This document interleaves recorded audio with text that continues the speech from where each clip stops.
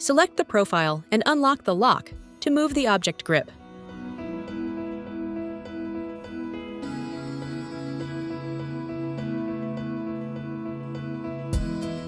Select the center of the object grip to drag the profile and position it using snaps and the measuring tool by entering a distance.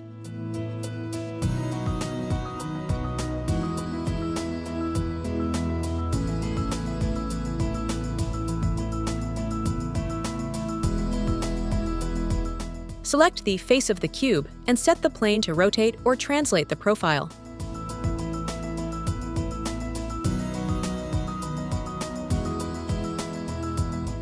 Using the points of the object grip, you rotate the profile in the chosen plane.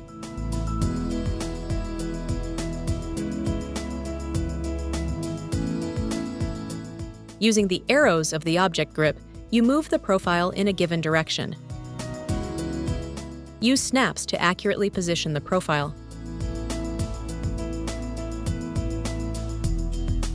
Or use the measuring tool to define distances.